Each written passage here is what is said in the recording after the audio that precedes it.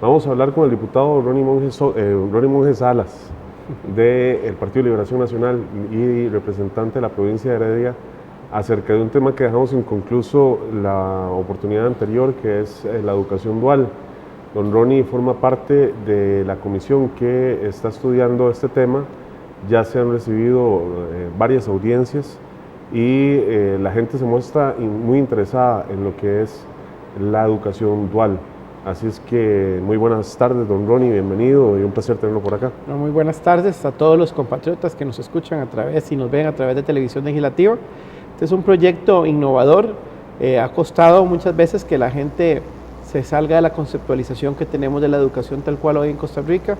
En Costa Rica existen dos formas de enseñanza, podríamos decirlo: la educación general, que llega hasta la educación diversificada, que es el proceso hasta quinto año, sexto año cuando estás en un colegio técnico, y la formación técnica que da básicamente el Instituto Nacional de Aprendizaje.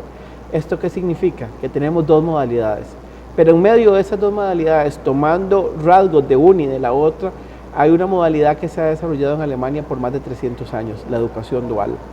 ¿Qué es esto? Que simultáneamente una persona está llevando teoría, pero también está haciendo práctica en una empresa, llevando esos conocimientos teóricos a la vida real. Esto le permite que, sin estar dentro de uno de los sistemas formales, o sea, sin llevar matemáticas, sociales, español, inglés, esto que a muchos estudiantes ha excluido, a más del 60% de nuestros muchachos, tenga acceso a una preparación que cuando va a ir a buscar trabajo le digan a su posible empleador, uno, que tiene una formación teórica, pero que además tiene práctica.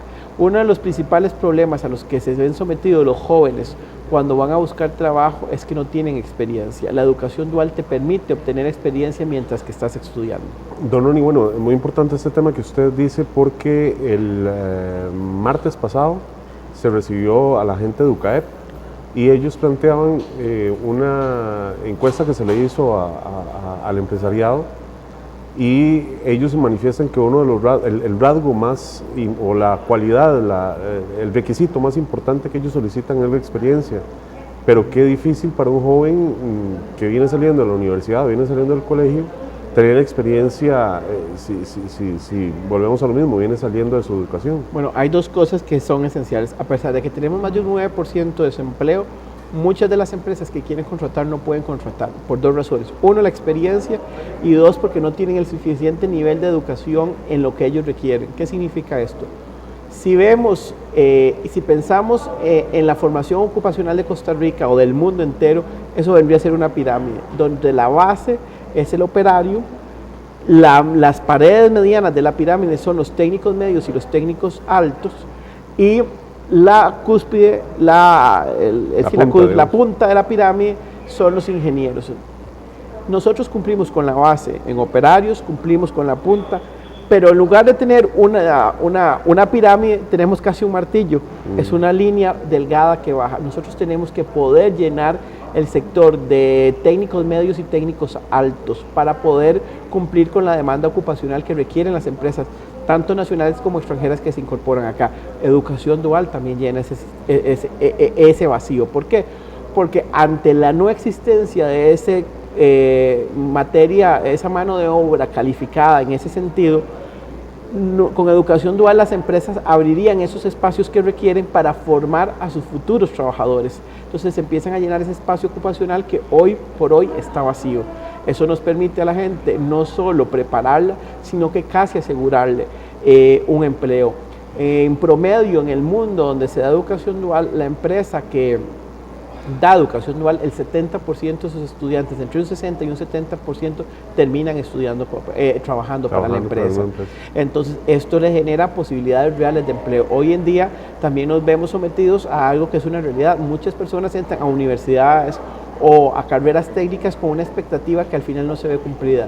Muchas veces terminan hasta endeudados para poder terminar sus carreras, y cuando terminan ese proceso de formación no encuentran trabajo. No encuentran trabajo porque no tienen experiencia o porque no tienen demanda laboral.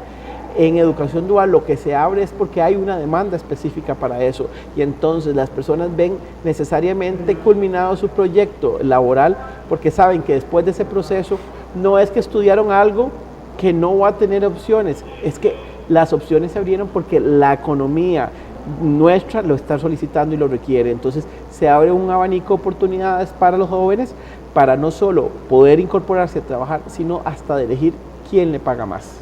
Don Ronnie, bueno, se está involucrando a lo que es el Ministerio de Trabajo, el Instituto Nacional de Aprendizaje, el MEP, el Ministerio de Educación Pública y también el Ministerio de Economía y Comercio. Se han generado algunas críticas que dicen que este tipo de educación se podría prestar para la explotación laboral.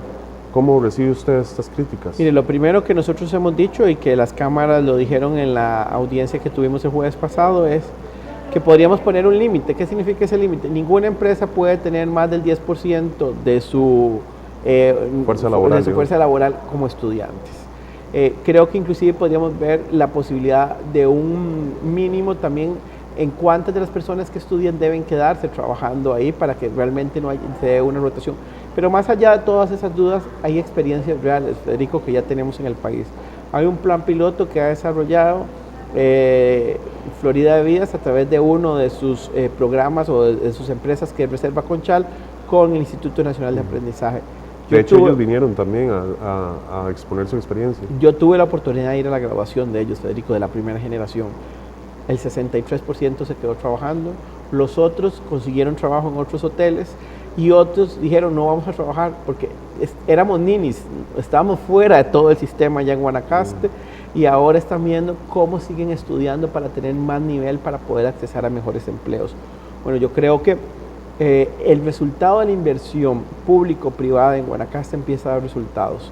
A pesar de que la pobreza se mantuvo básicamente en todo el país, donde más bajó la pobreza, según el último censo de hogares, fue en Guanacaste. Esto significa que a pesar de que muchos años dijimos que toda esa inversión extranjera que se daba en Guanacaste y toda la ayuda estatal no daba resultados y que Guanacaste tenía mucha pobreza, sí, bajó 5 puntos la pobreza en Guanacaste. Eso es muy significativo.